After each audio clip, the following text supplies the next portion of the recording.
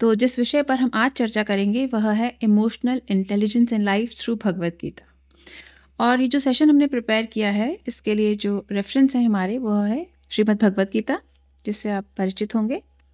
और एक और पुस्तक जिससे हमने मदद ली है वह है man visible and invisible, C.W. लेडबिटर की यह बुक है। और इसमें डिफरेंट इमोशंस में जो ह्यूमन ऑरा रहता है वो किस प्रकार से चेंज होता है उसको एक्सप्लेन किया गया है, जैसे आप देख सकते हैं। It is a good book. So इन दोनों किताबों से हमने आज के सेशन को तैयार किया है। तो चलिए प्रारंभ करते हैं emotional intelligence in life through Bhagavad Gita पर। तो सबसे पहले हम समझते हैं कि इमोशनल इंटेलिजेंस टर्म का क्या मतलब है। अब ऑफ कोर्स ये टर्म आप सबने सुनी होगी, इससे परिचित होंगे। रोज़ इस तरीके की चीज़ों से, इमोशनल इश्यूज से हम डील करते रहते हैं और इसलिए भी शायद बहुत ज़रूरी है इस विषय पर बात करना। सो मेरे मायने में, मेरी अंडरस्टैंडिंग में, emotional intelligence is to understand your emotions and emotion of other person. सबसे पहले खुद के, स्वयं के और दूसरों के इमोशंस को, मनोभावों को समझना। उसके बाद जब समझ में आए तो उन्हें कंट्रोल करना, और कंट्रोल से ज़्यादा मुझे लगता है कि हमें इसको रेगुलेट करना है। क्योंकि जैसे कंट्रोल किया जाता है, दबाया जाता है, वह फिर कभी कंट्रोल से बाहर आता है। लेकिन जैसे रेगुलेट किया जाता है, नियमित किया जाता है, वह हम उस पर अपना काबू पा सकते हैं। तो हमें कंट्रोल से ज़्यादा इसको रेगुलेट करने की आवश्यकता है। और रेगुलेट करने के बाद जो स्थिति आती है वह यह आती है कि कैसे हम हमारी इमोशनल वीकनेस को हमारी स्ट्रेंथ में बदले। I think that is emotional intelligence. Plus अब इस इमोशनल इंटेलिजेंस की हमें ज़रूरत क्या है, क्यों हम इस विषय पर बात कर रहे हैं, क्यों हम ये सेशन तैयार कर रहे हैं। क्योंकि see human being is an social animal. हम सामाजिक प्राणी हैं, ऐसे ही हम बचपन से सुनते आए हैं। तो सामाजिक प्राणी का मतलब हम समाज में रह रहे हैं, हमारे आसपास लोग ही लोग हैं। और लाइक बीइंग इन इंडिया, तो दुनिया में सबसे ज़्यादा लोग हैं वो हमारे देश में हैं। तो हमें हर पल, हर क्षण किसी एक नए व्यक्ति से बात करनी है, किसी एक नए इमोशन को डील करना है, किसी नई परिस्थिति में खुद को संभालना है। सो जब इतने सारे लोगों से हम जुड़े हैं और हर व्यक्ति एक अलग इमोशनल लेवल पर है, सो हम उनके साथ डील कैसे करें, हम खुद को काम कैसे रखें, हम इन सब लोगों के बीच में, इतने सारे इमोशनल डिलेमास के बीच में, इमोशनल दलदल के बीच में कैसे खुद को निकाल पाएँ, और कैसे जो हमारे नियर एंड डियर लोग हैं, जो हमें प्रिय हैं, कैसे उनको हम बचा पाएँ, और कैसे वो इन सब से बचकर अपने गंतव्य को प्राप्त कर पाएँ, जो उनकी मंजिल है उनको प्राप्त कर पाएँ। तो इसके लिए हम क्या करें, कैसे करें। और मुझे लगता है कि इसके लिए जो बेस्ट आंसर है वो श्रीमद् भगवत गीता से सुंदर कोई पुस्तक नहीं है। तो सबसे पहले बात करते हैं कि इमोशनल इंटेलिजेंस पर महारत हासिल करने के लिए किन किन बेसिक चीज़ों को समझने की ज़रूरत है। तो सबसे पहली चीज़ जो हमें यहाँ जानने की, समझने की ज़रूरत है वह यह कि इमोशनल स्टेट हमारी कैसी है और हमारे सामने वाले की कैसी है। देखिए क्योंकि जैसे हम एक्सरसाइज करते हैं तो एक पर्टिकुलर फिजिकल फिटनेस के साथ हम बहुत सारी एक्सरसाइज कर सकते हैं। जिम में जितने भी इक्विपमेंट हैं, तो एक अगर सेट ऑफ बॉडी हमारे पास है तो उससे हम वो एक्सरसाइज सारी कर सकते हैं, सारी मशीन्स को डील कर सकते हैं। लेकिन जब हम इमोशनल इंटेलिजेंस की बात करते हैं तो हर व्यक्ति की इमोशनल स्टेट अलग है और हमारी इमोशनल स्टेट हर पल में अलग है। जैसे मैं अभी यहाँ आपके सामने सेशन ले रही हूँ तो मेरी इमोशनल स्टेट अभी बहुत ही कम स्तर पर है, क्योंकि मेरी मेंटल बॉडी वर्क कर रही है। लेकिन यदि मैं ऑफिस में हूँ, किसी जूनियर के साथ बात कर रही हूँ, तो मेरी इमोशनल बॉडी अलग है। मैं घर जाती हूँ, बच्चों के साथ डील करती हूँ, तो मेरी इमोशनल बॉडी अलग है। और घर पर भी बच्चों का मूड कैसा है उससे मेरे इमोशंस बदल जाते हैं। तो इमोशंस हर पल बदल रहे हैं। हर पल हमारे और दूसरों के बदलते हुए इमोशंस को समझना I think is very very very important. तभी हम उससे ढंग से डील कर पाएंगे। Now the second thing is, हमें ये जानने की ज़रूरत है कि हम कौन हैं, हु द रियल वी, मैं वास्तव में कौन हूँ। अच्छा, ये समझने की ज़रूरत क्यों है? क्योंकि जब हम यह समझते हैं कि हमारा वास्तविक अस्तित्व क्या है, मैं वास्तव में कौन हूँ, तो हमें यह समझ में आता है कि that we are not the emotions, I am the creator of the emotions. जैसे मैं एंग्जाइटी हूँ, ऐसा नहीं होता, मुझे एंग्जाइटी है तो यहाँ पे क्रिएटर मैं हूँ, बिकॉज मैं यहाँ पर सोल है और सोल के पास एक माइंड है, बुद्धि है, मन है। तो जो सोल है वो माइंड और बुद्धि, मन, इन सब की मदद से एक इमोशन को क्रिएट कर रहा है। इस चीज़ को समझना इसलिए बहुत ज़रूरी है क्योंकि जब हमें यह समझ में आता है कि वी आर द क्रिएटर, तब हमें यह भी समझ में आता है कि वी कैन रेगुलेट और कंट्रोल आवर इमोशंस। ये हम पे कहीं से थोपा नहीं गया है, ये हम पैदा कर रहे हैं। तो जैसे जैसे मैं अगर कपड़े सिलना जानती हूँ, तो मैंने एक पर्टिकुलर तरीके का कपड़ा सिला, मैं उसको चेंज भी कर सकती हूँ, नया भी बना सकती हूँ क्योंकि मैंने एक बनाया है। सेम विद इमोशंस, हम एक इमोशन क्रिएट कर सकते हैं तो हम सेकेंड इमोशन भी क्रिएट कर सकते हैं, हम उसे कंट्रोल भी कर सकते हैं। And the third point is why are we here, हम यहाँ हैं क्यों, मैं अभी यहाँ क्यों बैठी हूँ, मेरा पर्पस क्या है, मैं क्या फुलफिल करना चाहती हूँ, मेरा रास्ता क्या है। क्योंकि जब तक मुझे समझ में नहीं आएगा कि मेरा पर्पस क्या है, मैं इस पर्टिकुलर व्यक्ति से क्यों डील कर रही हूँ, मैं इस सिचुएशन में क्या और क्यों और कैसे आई और किस लिए मैं इस सबको झेल रही हूँ, क्या मुझे यहाँ से कुछ हासिल होना है, क्या मुझे होना भी है या नहीं होना है। सो ये पर्पस की जानकारी होना हमें बहुत बहुत ज़रूरी है। और अब हम देखेंगे कि गीता कैसे एक एक पॉइंट को हमें समझाते हुए स्टेप बाय स्टेप इस इमोशनल दलदल से निकलने का हमें रास्ता समझाती है। तो सबसे पहले बात करते हैं अब यहाँ वैरायटी ऑफ इमोशंस की। देखिए, there are n number of emotions and with the n number of emotions there are n number of problems. पर यहाँ जो हम बात करेंगे, we won't talk about the positive emotions. जैसे हमें खुशी है, आनंद है, हम उनकी बात नहीं करेंगे क्योंकि वो हमारे पॉजिटिव इमोशंस हैं, वो हमें काम करने में मदद करते हैं, हमें जीवन में आगे बढ़ने में मदद करते हैं। समस्या आती है हमारे साथ नेगेटिव इमोशंस की, and there are still n number of negative emotions, बहुत सारे हैं, बहुत सारे। पर मेरा मानना है कि इसके रूट में दो कोर इमोशंस हैं, वह है सैडनेस एंड फियर, दुख और भय। और ये ही जड़ें हैं, दुख और भय, सैडनेस एंड फियर। और इन जड़ों पर पूरा एक वृक्ष खड़ा है, पूरा पेड़ खड़ा है। और उसमें फिर आप स्ट्रेस ले लें, एंग्जाइटी ले लें, डिप्रेशन ले लें, जितने भी तरीके के आपने वर्ड सुने, जितने भी तरीके की इमोशनल इश्यूज से हम डील कर रहे हैं, वो सब उसकी ब्रांचेस हैं। कोई लीव है, कोई फ्रूट है। तो हम इन दो रूट इमोशंस पे बात करेंगे। तो यहाँ गीता हमारी कैसे मदद करती है। देखिए, जब गीता का प्रारंभ होता है तो जो अर्जुन है वह इन्हीं दो नेगेटिव इमोशंस का साक्षात मूर्तिमान स्वरूप है, यह परफेक्ट पर्सोनिफिकेशन है। गीता के सेकेंड अध्याय का जो फर्स्ट श्लोक है उसकी शुरुआत यहाँ से होती है, तम तथा कृपया विष्टम अश्रुपूर्णा कुलेक्षणम विशदी दंतमिदम वाक्यमुवाच मधुसूदनः। यानी कि परेशान, हताश अर्जुन अश्रुओं से पूर्ण, दुखी, भयभीत है कि हे कृष्ण, हे भगवान, मैं इन लोगों को कैसे मारूं, ये तो मेरे बंधु हैं, मेरे बांधव हैं, मेरे मित्र हैं, सखा हैं, भ्राता हैं, मेरे दादा हैं, जो भी मेरे बुजुर्ग हैं, गुरु हैं, मैं इन पर कैसे बाण चलाऊं, कैसे अपना गांडीव कैसे उठाऊं। और वो गांडीव को रख देते हैं कृष्ण के चरणों में कि मैं युद्ध नहीं कर सकता, मैं क्षमा चाहता हूँ। अब यहाँ सबसे ज़रूरी बात जो समझने की है वह यह है कि सदियों पहले कुरुक्षेत्र के उस मैदान में अर्जुन जिस इमोशनल स्टेट में था, हम शायद रोज़ उस इमोशनल स्टेट में रहते हैं। शायद हम रोज़ एक कुरुक्षेत्र को भोग रहे हैं, क्योंकि रोज़ हमारे सामने कोई ऐसी परिस्थिति आती है, या रोज़ नहीं आती तो महीने, 2 महीने या हफ्ते में या जीवन में कई बार ऐसी परिस्थिति आती है कि हम भी उतने ही हताश, निराश और दुखी हो जाते हैं। और हम भी हमारा जो गांडीव है, यानी कि हमारी जो हिम्मत है, उसको रख देते हैं कि हम तो अब नहीं कर सकते और वी गिव अप। और हम देख रहे हैं हमारे आसपास इस समय कितने करंट में सुसाइड्स हो रहे हैं। जो बच्चे रोज़ आत्महत्या कर रहे हैं वो इसीलिए कर रहे हैं क्योंकि वो अपनी हिम्मत उतार के रख रहे हैं कि हम नहीं लड़ सकते, we give up. Rather 3 idiots में एक सीन है और उसमें जो बच्चा सुसाइड करता है वो वॉल पर लिख कर जाता है, आई गिव अप। तो बस वही जो गिव अप कर रहे हैं हम अपनी हिम्मत को, सो कैसे इसको यू टर्न दिलाएं और कैसे उस व्यक्ति को वापस खड़ा करें। सो केवल अर्जुन ने उस दिन उस इमोशनल स्टेट को भुगता था या उस परेशानी में था, ऐसा नहीं है।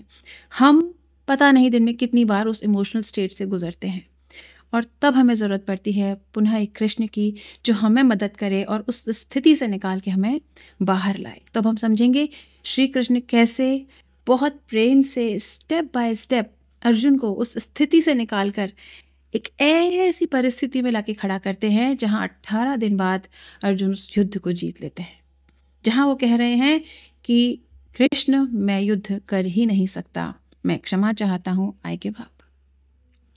तो सबसे पहले जो यहाँ कृष्ण का लेसन है दैट इज एम्पैथी।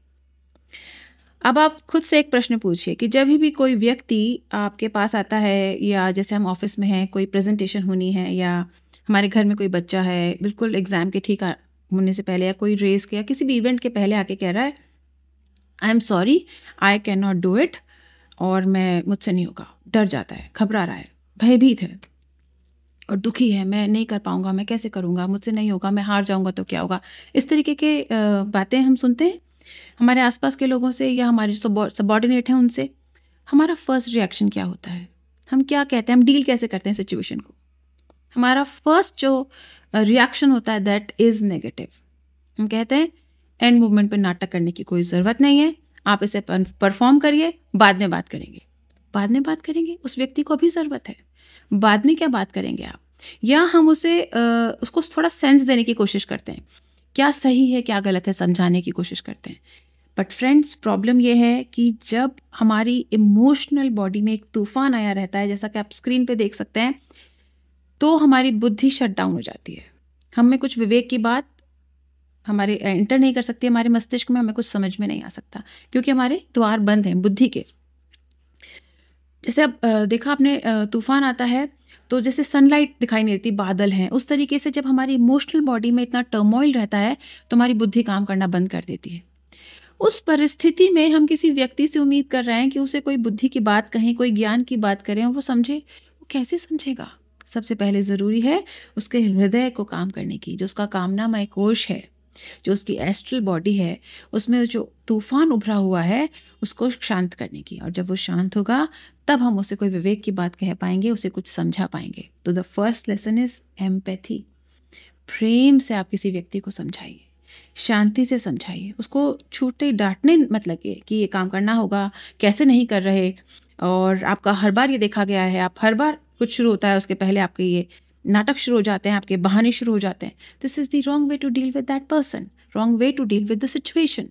आपको उसे प्रेम से, शांति से समझाना होगा। पहले उसके मन को शांत करें, फिर उसे कुछ ज्ञान की बात करें। और यही कृष्ण करते हैं, बहुत प्रेम से उसे कृष्ण अर्जुन को समझाते हैं कि पार्थ किस दुविधा में फंस गए, जिस तरीके से तुम चीज़ों को देख रहे हो वो तुम नहीं हो। उसको सेल्फ अवेयरनेस दिलवाते हैं। हमने बात करी थी ना, जो हमारा सेकंड पॉइंट था कि आप कौन हैं, आपकी रियल जो आप यू है, आपका जो रियल सोल है, आपका जो रियल आइडेंटिटी है, आप उसको पहचानिए। सो यहाँ कृष्ण कहते हैं अर्जुन से, अशोचान शोचस्वम प्राज्ञावदान शुभाष्य से गतासु न गतासुंच नानु शोचन्ति पंडिता।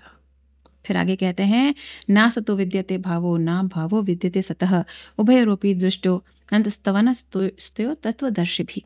यानी कि हे पार्थ, तुम शोक नहीं करने वाली बातों के लिए शोक कर रहे हो जिनके लिए दुखी होने की ज़रूरत ही नहीं है, और तुम खुद को पंडित कह रहे हो, मतलब बुद्धिमान कह रहे हो। जो चले गए हैं और जो नहीं गए हैं, उन दोनों के विषय में शोक करने की ज़रूरत नहीं है, क्योंकि जिसका भाव है, जो सत है यानी जो आत्मा है, उसका भाव हो ही नहीं सकता। और जिसका भाव है यानी जो शरीर है, इसका भाव नहीं हो सकता। यानी जो सत है वही सत है, असत को सत और सत को असत नहीं बनाया जा सकता। तो सबसे पहले आप अपने स्वरूप को पहचानिए, और आपको जो सही स्वरूप है वह है आपकी ये आत्मा। और अभी जो आत्मा है, ये जैसे इस बार तुमने जन्म लिया तो क्षत्रिय रूप में जन्म लिया, ऐसे तुम्हारी आत्मा ने जाने पहले कितने जन्म लिए होंगे, और न जाने आने वाले युगों में कितने जन्म लेगी, और हर बार प्रत्येक युग में वो एक स्पेसिफिक पर्पस के साथ जन्म लेगी। तो इस वक्त तुम्हारी आत्मा ने इस जन्म में क्षत्रिय के रूप में जन्म लिया है, तो क्षत्रिय का जो धर्म है वो करो। पहले उसे बहुत प्रेम से समझाते हैं कि तुम परेशान नहीं होने वाली बातों के लिए परेशान हो रहे हो, और जिस बात के लिए तुम्हें सोचना चाहिए उसके लिए तुम सोच नहीं रहे हो। फिर उसको ये अवगत कराते हैं कि तुम्हारा वास्तविक स्वरूप क्या है, what is the real you. और फिर बात करते हैं, हमने बात करी थी विवेक की, सद्बुद्धि की, पर्पस की। अब जाके हम उस व्यक्ति को मोटिवेट कर सकते हैं। पहले उसे प्रेम से बात करिए, उसकी बात को सुनिए, और उसके हृदय पर थोड़े प्रेम भरे वचनों से मलहम लगाइए। तब हम उससे बुद्धि की बात कर सकते हैं, सही गलत की बात कर सकते हैं, क्योंकि यही वह वक्त है, यही वह समय है जब उसे कुछ विवेकशील बातें समझ में आ सकती हैं। और इसके बाद हम बात करेंगे मोटिवेशन की। हमारी शुरुआत मोटिवेशन से होती है, नहीं तुम्हें यही करना है, तुम सोचो तुम यहाँ क्यों आए थे, तुम तो युद्ध जीतने आए थे, तुम इतने वर्षों से इस युद्ध के लिए तैयारी कर रहे हो, या तुमने जितना भी पढ़ाई करी, जो भी तुमने प्रिपरेशन करी, वो उसको अचीव करने के लिए करी। हम पहले उसको मोटिवेट करने लगते हैं, अचीवमेंट्स दिखाने लगते हैं। हमारा जर्नी ही रॉन्ग शुरू होता है, उल्टा शुरू होता है। हम 10 से शुरू कर रहे हैं, 1 प्रकार है, हमें 1 से शुरू करना है। देन एम्पैथी, उससे बात करिए उसके रियल सेल्फ आइडेंटिटी की, क्योंकि जब उसको ये समझ में आएगा कि वो व्यक्ति है कौन, हमने बात करी थी, जब हमें यह समझ में आता है कि मेरा वास्तविक स्वरूप क्या है, तो मैं दास से मास्टर बन जाती हूँ। अभी तक तो मैं इमोशंस की दास थी, क्योंकि मुझे लग रहा था कि मुझ पर हावी हो रहे हैं, पर जैसे ही मुझे समझ में आ रहा है कि मैं इनकी क्रिएटर हूँ, मैं जनक हूँ, तो जब मैं जनक हूँ तो मुझे ही इनका मास्टर होना चाहिए, मुझे ही इन्हें कंट्रोल करना है, रेगुलेट करना है। तब अर्जुन को मोटिवेट करते हैं कृष्ण, और वो कहते हैं स्वधर्म अपि चावेक्ष न विकम्पितुम अर्हसि। अब वो बात करते हैं पर्पस की, ड्यूटी की, कि तुम्हारा प्राइम पर्पस है क्या। इस जन्म में तुम्हारा प्राइम पर्पस है क्षत्रिय धर्म। तुम सत्य की तरफ से लड़ रहे हो, पाप और पुण्य में से तुम पुण्य की तरफ से लड़ रहे हो, और धर्म और अधर्म में से तुम धर्म की तरफ से लड़ रहे हो। तो ये जो ड्यूटी है, ये तुम्हारे सेल्फ से और इन सब के सेल्फ से, जिनको जो तुम देख रहे हो, ये जो तुम्हारे संबंध हैं, जो दुनियावी संबंध है, कोई मित्र है, कोई भाई है, कोई बुजुर्ग है, कोई गुरु है, इन सब से ऊपर है धर्म की स्थापना। तो जब हम किसी स्थिति में हैं, हम कोई प्रेजेंटेशन दे रहे हैं, या वो भी एक तरीके का छोटा सा युद्ध है, सो उस समय हमारा प्राइम पर्पस क्या है कि हम उसको बेस्ट कर सके। कहते हैं ना, the show must go on. तो उस समय हमें हमारे प्राइम पर्पस पे ध्यान देना चाहिए। शांत मन, स्थिर बुद्धि, तभी हम समझ सकते हैं कि हमें करना क्या है, हमारा पर्पस क्या है।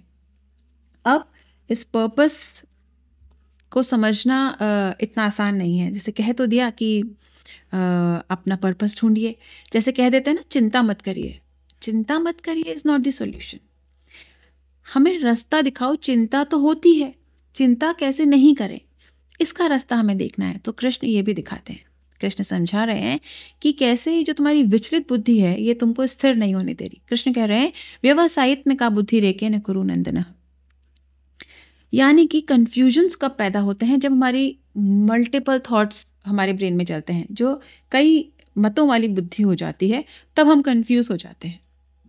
वहाँ से हमारे डाउट क्रिएट होते हैं, और वहाँ से सेल्फ आइडेंटिटी क्राइसिस हो जाता है। तब जाके हम इमोशंस के गुलाम बन जाते हैं, और हम शट डाउन हो जाते हैं। हमारी इमोशनल बॉडी में तूफान आ जाता है, हमारी बुद्धि शट डाउन हो जाती है, और हम किसी काम के नहीं रहते, और हम अपना जो गांडीव है, जो हमारी हिम्मत है, उसको उतार के रख देते हैं। इसका सॉल्यूशन कह रहे हैं, कृष्ण कह रहे हैं कि जो तुम्हारी कई मतों वाली बुद्धि हो गई है कि क्या ये सही है, या ये सही है, या ये थॉट रॉन्ग है, करना क्या है, find the real purpose, find the real truth. इसका सॉल्यूशन क्या है, take a paper pen, paper pen लीजिए and write down all the thoughts जो आपके दिमाग में एक किसी बात को लेकर, किसी पर्पस को लेकर, किसी परफॉर्मेंस को लेकर आ रहे हैं। जैसे 10 बातें आ रही है, करना चाहिए, नहीं करना चाहिए, करने से क्या होगा, नहीं करने से क्या होगा, राइट इट डाउन। अब उसमें जो सबसे लीस्ट इंपॉर्टेंट लग रहा है कि इसको हटाया जा सकता है, उसको काटिए। ऐसे कट करते करते करते come to that one point, that is one pointedness. क्योंकि जब हम उस वन पॉइंटेडनेस पर आते हैं, दैट इज कॉल्ड दी निश्चयात्मिका बुद्धि। कृष्ण कह रहे हैं वह निश्चयात्मिका बुद्धि है, उस एक विचार तक तुम्हें पहुंचना है, और जब उस एक विचार तक आप शांत मन से पहुंच जाएंगे, that is your purpose for that period of time. क्योंकि एक तो ये आत्मा कई शरीर लेती है कई युगों में। अब इस एक जन्म में भी तो प्रतिदिन का पर्पस अलग है, प्रतिदिन के चैलेंजेस अलग हैं, प्रत्येक व्यक्ति के साथ सिचुएशन अलग है, और हर उस सिचुएशन में अपने आप को बेस्ट प्रेजेंट करना है। हारना नहीं है, हताश नहीं होना, निराश नहीं होना, और न सिर्फ ये कि खुद को हताश निराश नहीं होना, हमारे आसपास के लोग भी कहीं ना कहीं हमारी जिम्मेदारी है, उनको भी हमें गिरने नहीं देना, उन्हें भी संभालना है। सो सबसे पहले खुद को हेल्प करें, क्योंकि जब हम खुद स्थिर बुद्धि होंगे, शांत मन होंगे, तभी हम किसी दूसरे व्यक्ति की मदद कर पाएंगे। तो सबसे पहले एक विचार तक पहुंचिए। अब आता है इसको भी कैसे किया जाए, क्योंकि इसमें भी आपको लगेगा कि फिर कह दिया, इसको अप्लाई कैसे करें जीवन में, कन्फ्यूजन्स क्रिएट होंगे, या कन्फ्यूजन क्रिएट नहीं होंगे तो रास्ता समझ में नहीं आएगा कि चलना तो है बट फिर भी ये समझ नहीं आ रहा कि किस तरफ जाना है। इस प्रश्न का उत्तर भी आसान नहीं है मिल पाना। सो कृष्ण आगे कह रहे हैं, योगस्थ कुरु कर्माणि संग त्यक्तवा धनंजय सिद्ध असिद्धो समो भूत्वा समत्वम योग उच्यते प्रजहाति यदा कामान सर्वान पार्थ मनोगतान आत्मनेवात्मनस्तुष्ट स्थित प्रज्ञस्तदुच्यते। कृष्ण कह रहे हैं यहाँ पर आप योग का सहारा लीजिए। योग क्या करता है? अष्टांग योग के नाम से जाना जाता है। यम, नियम, आसन, प्राणायाम, प्रत्याहार, धारणा, ध्यान, समाधि। इस विषय पर भी एक अलग सेशन करेंगे। योग के अष्टांग जो बातें हैं उन पर अभी बहुत लंबी चर्चा नहीं की जा सकती, लेकिन जो अष्टांग योग है आपको स्टेप बाय स्टेप इस रास्ते पर लेकर जाता है। जैसे स्कूल में बच्चा जाता है, सबसे पहले उसे कहते हैं स्लैंटिंग लाइन कर लिखो, फिर स्ट्रेट लाइन लिखो, फिर सर्कल बनाओ, फिर बड़ी ABCD, फिर स्मॉल ABCD, फिर स्पेलिंग्स, ऐसे सिखाते हैं। सेम विद द योग, वो आपको बहुत ही बेसिक चीज़ों से शुरू करके समाधि तक लेकर जाता है। And that is the one pointedness. और उस स्थिति में हमें खुद की आइडेंटिटी समझ में आती है, हमारा रियल सेल्फ क्या है, हमारा पर्पस समझ में आता है, एग्जैक्ट इमोशन समझ में आते हैं खुद के और दूसरों के, और उस पर कंट्रोल ही नहीं करते, हम उसको रेगुलेट करके उसको अपनी ताकत में बदल सकते हैं। तो इसके लिए बहुत बेसिक स्टेप्स हैं जिन पर चलकर हम समत्वम, यानी जब हमारी बुद्धि सम हो जाती है, उसे योग कहा जाता है। कृष्ण कह रहे हैं मन में आने वाली जो कामनाएं हैं पहले उनको थोड़ा त्याग करो। जैसे हमने कहा पेपर पे लिखें, तो अब देखिए इनमें से कामनाएं कौन कौन सी हैं जो हमें हमारे पर्पस से भटका रही हैं, उन्हें काटिए। और जब आत्मने व आत्मनस्तुष्ट, या खुद से खुद में संतुष्ट हो जाते हैं, खुद के सेल्फ को जान पाते हैं, तब हम स्थित प्रज्ञ कहलाते हैं। स्थित प्रज्ञ मीन्स, स्थित यानी स्थिर, प्रज्ञ मीन्स बुद्धि, जिसकी बुद्धि स्थिर है, जिसमें विचलन नहीं है, जिसमें बहुत सारे थॉट्स नहीं है, कन्फ्यूजन्स नहीं है, वह है हमारी स्थिर बुद्धि, वह है स्थित प्रज्ञ। उस स्थिति तक हमें आना है और लाना है। हमारे अंदर एक अर्जुन है और हमारे अंदर एक कृष्ण है। सब जब कभी आपके मन का अर्जुन जागे कि हताश निराश हो रहे हैं तो एक कृष्ण ढूंढिए, या जब आपको लगे कि आपके जो सामने वाला है वह अर्जुन के उसमें दुविधा में है तो आप कृष्ण बन जाइए, क्योंकि रास्ता तो कृष्ण दिखा ही रहे हैं। आगे कृष्ण कहते हैं कि इन सब के बाद भी एक चीज़ है जहाँ तुम मात खाते हो, तुम उस बात पर ध्यान नहीं देते। कृष्ण कह रहे हैं या निशा सर्वभूतानाम तस्याम जागर्ति संयमी यस्याम जागर्ति भूतानी सा निशा पश्यतो मुनः। यानी कि हे पार्थ, तुम्हारा जो दिन है वो मेरी रात है और जो मेरा दिन है वो तुम्हारी रात है। इसमें रात और दिन क्या हुए? कृष्ण कह रहे हैं कि जो डिसिप्लिन्ड लाइफ है, जो रेगुलेटेड लाइफ है, जो सही लाइफ है, क्या करना चाहिए क्या नहीं करना चाहिए, इसका विवेक सब में है। अब जितने भी आप लोग सुन रहे हैं, आप सबको पता है कि सुबह समय से उठना चाहिए, स्क्रीन टाइम कम होना चाहिए, सुबह उठकर नियमित तौर पर हमें ध्यान अभ्यास करना चाहिए, शारीरिक व्यायाम करना चाहिए, उसके बाद कुछ मेडिटेशन करना चाहिए और कुछ अच्छी पुस्तकें पढ़नी चाहिए। हमें सबको पता है, हम कितने लोग उसको फॉलो कर रहे हैं। तो ये जो डिसिप्लिन लाइफ है ना, जो ये सब छोटी छोटी जो कामनाएं हमारी जो हमें ललचाती हैं, उनसे हटकर खुद को रेगुलेट कर कर एक जो नियमित जीवन हम जीते हैं, वह दिन है डिसिप्लिन्ड रेगुलेटेड लाइफ, दिन है जिसमें हम सोते हैं। यानी कि हम उस रेगुलेशन में, हम डिसिप्लिन में सो रहे हैं, हम उसको फॉलो नहीं कर रहे, और हम जाग रहे हैं किसमें? कामनाओं में, शॉर्ट्स में, ये जितने भी हमारे एडिक्शंस हैं उन सब में। वो कृष्ण के लिए रात है। तो पहले तो इस बात को समझिए कि आप गलत चीज़ों में जाग रहे हैं, यानी आपकी चेतना गलत चीज़ों से जुड़ी हुई है, और सही चीज़ के लिए आप अनभिज्ञ हैं, जानते बूझते आप उनको फॉलो नहीं कर रहे। सबसे पहले अपनी लाइफ को डिसिप्लिन करिए, और जब अपनी लाइफ को डिसिप्लिन करेंगे, धीरे धीरे आपके इमोशंस पर आपका कंट्रोल आता जाएगा। चलिए अब एक सवाल खुद ही से आप पूछिए, एक इमोशनली स्टेबल व्यक्ति और एक इमोशनली अनस्टेबल व्यक्ति, जो अनस्टेबल है ना, ये लाइबिलिटी है। सबसे पहले खुद के लिए, सोसाइटी के लिए, कंट्री के लिए और वर्ल्ड के लिए। और जो इमोशनली स्टेबल व्यक्ति है वो असेट है। अगेन, खुद के लिए, सोसाइटी के लिए, कंट्री के लिए, वर्ल्ड के लिए। आप क्या बनना चाहते हैं? आप लाइबिलिटी बनना चाहते हैं कि आप असेट बनना चाहते हैं? रास्ता कृष्ण ने दिखाया। खुद के लिए चलना है, उसके लिए भी, किसी दूसरे को चलाना है, उसके लिए भी। ये आप तय करें। खुद की लाइफ को रेगुलेट करें। और जैसे आप फिजिकल लाइफ को रेगुलेट करेंगे, क्योंकि see everybody is connected, physical body से इमोशनल बॉडी अटैच्ड है and then mental body attached है। तो जब हम फिजिकल बॉडी को रेगुलेट करते हैं, एक डिसिप्लिन में लाते हैं, उसके साथ ही कहीं ना कहीं हमारी इमोशनल बॉडी में भी रेगुलेशंस आने लगते हैं, हमारा कंट्रोल बढ़ने लगता है। अब एक छोटा सा अपन एक्सपेरिमेंट करते हैं कि क्या सच में हम ये कंट्रोल कर सकते हैं, क्या सच में हम हमारी इमोशनल बॉडी के मास्टर्स बन सकते हैं। Let's do an experiment. So आप सब लोग सबसे पहले कोई नेगेटिव थॉट लाइए अपने माइंड में, कोई भी बुरी बात के बारे में सोचें। अब आप कहेंगे बुरी बात सोच पा रही है, it's just an experiment. Experiment के लिए कोई एक बुरी बात सोचें, किसी पे गुस्सा आ रहा हो, या किसी को कुछ सुनाना हो, या किसी ने हर्ट किया हो, उससे कुछ बदला लेने की कि मौका आने पर उसको जवाब देंगे, इस तरह की कोई बात सोचिए। नाउ क्लोज योर आइज, अपनी स्पाइन को सीधा रखिए, रीढ़ की हड्डी एकदम सीधी। मेरी वॉइस को फॉलो करेंगे, आंखें बंद करेंगे, जुबान अपनी तालू पर, touch your tongue to your palate. मैं ओम का जाप करूंगी, आप चाहें तो साथ में कर सकते हैं, चाहें तो उसको सिर्फ सुन सकते हैं।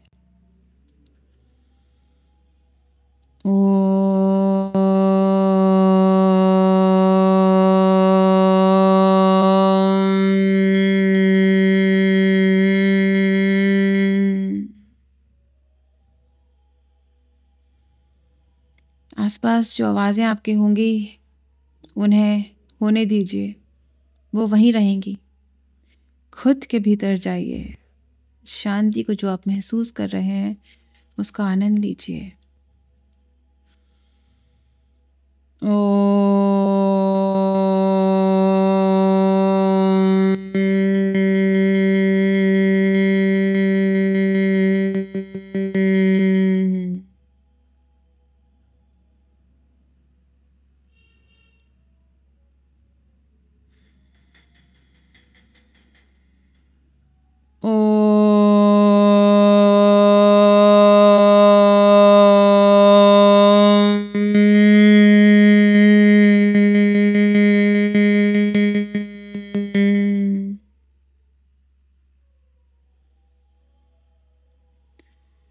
ससीम परम शांति का आनंद लीजिए। एक और बार करेंगे।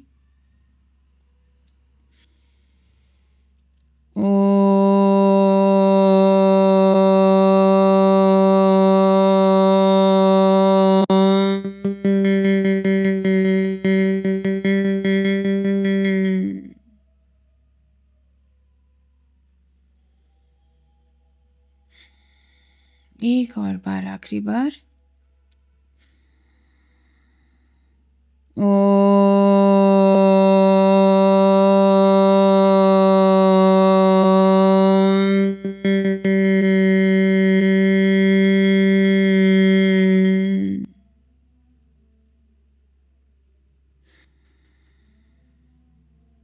धीरे से बड़ी सी मुस्कुराहट के साथ अपनी आंखें खोलें। लंबी गहरी सांस अंदर, लंबी गहरी सांस बाहर। और एक बार किसी नेगेटिव थॉट के बारे में सोचिए, कोई बुरी बात सोचने का प्रयास कीजिए। प्रयास क्यों बोल रही हूँ मैं, क्योंकि अब आपको मुश्किल होगी, कठिनाई होगी, आप कोई नेगेटिव बात सोच नहीं पाएंगे आसानी से। आप कर रहे हैं इस बात को महसूस? देखिए, हमने सिर्फ थोड़ी देर के लिए खुद से खुद को मिलाया, अपने भीतर झांका, खुद की इमोशनल बॉडी को शांत किया। और जैसे इमोशनल बॉडी शांत हुई, हमारी बुद्धि के जो सारे प्रदूषण था वो चला गया, सारी जो शांति थी वो चली गई। हम कोई नेगेटिव बात नहीं सोच पा रहे। क्यों नहीं सोच पा रहे?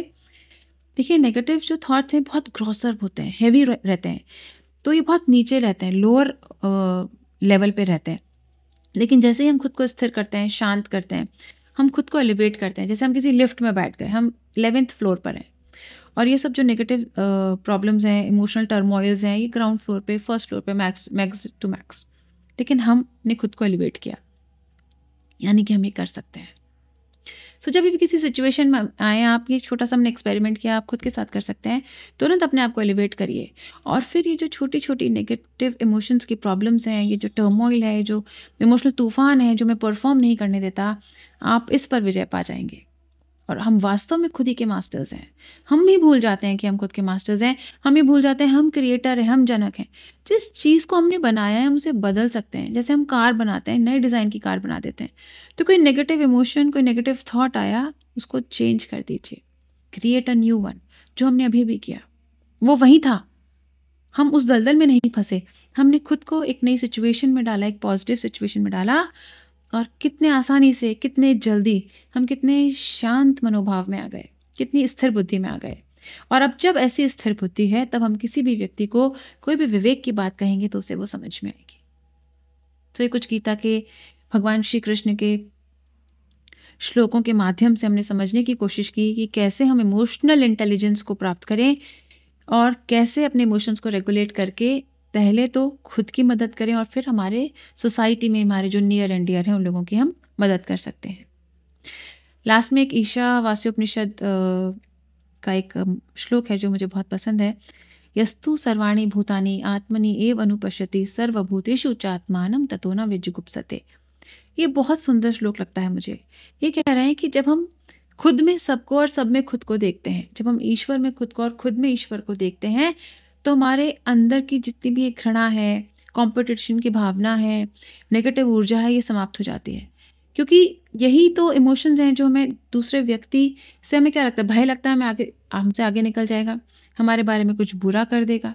क्यों? क्योंकि हम खुद को उससे अलग मानते हैं और हमें ईश्वर पर विश्वास नहीं, क्योंकि हम खुद को ईश्वर से अलग मानते हैं। तो जब हम मानेंगे कि एक तो जो लोग हैं वो सब हमसे एक हैं, और सबसे इम्पॉर्टेंट, सबसे अहम बात, महत्वपूर्ण बात, कि हम ईश्वर से एक हैं, यानी वो हर पल प्रतिपल हमारे साथ है, हमारी सुरक्षा कर रहा है। इस भाव के साथ हम जब जीवन जिएंगे, कहते हैं ना, एक तो hard work, smart work, this is smart work. उस एनर्जी से कनेक्टेड रहिए, ईश्वर से कनेक्टेड रहिए, खुद से कनेक्टेड रहिए। फिर देखिए, ऐसा नहीं कि समस्याएं खत्म हो जाएंगी, लेकिन आप उन समस्याओं को डील करने के लिए एक नए व्यक्ति होंगे। हमारी सोच बदल जाएगी समस्या को टैकल करने के लिए, और हम उसको बहुत आसानी से, बहुत समझदारी से टैकल कर पाएंगे। और तब हम वास्तव में असेट बनेंगे, समाज के लिए, खुद के लिए, अपने परिवार के लिए, जो शायद हम वास्तव में चाहते हैं। बहुत धन्यवाद। आप सबको मेरा प्रेम भरा सादर नमस्कार। मुझे ऐसे हम उम्मीद करते हैं कि जिस विषयों पर हमने चर्चा की, इन विषयों को अपने जीवन में आप उतारेंगे, और आप ऑलरेडी इमोशनली इंटेलिजेंट हैं, ऐसा नहीं है कि आप नहीं हैं, पर आप इस क्षेत्र में और थोड़ी महारत हासिल कर पाएंगे। आप एक स्टेप या मे बी कई स्टेप और आगे बढ़ के और ज़्यादा अपने इमोशंस को रेगुलेट करना सीखेंगे और ज़्यादा मदद कर पाएंगे अपने आसपास के लोगों की। इसी कामना के साथ pranic healing society of Jaipur की तरफ से हमारा नमस्कार। आत्मा नमस्ते।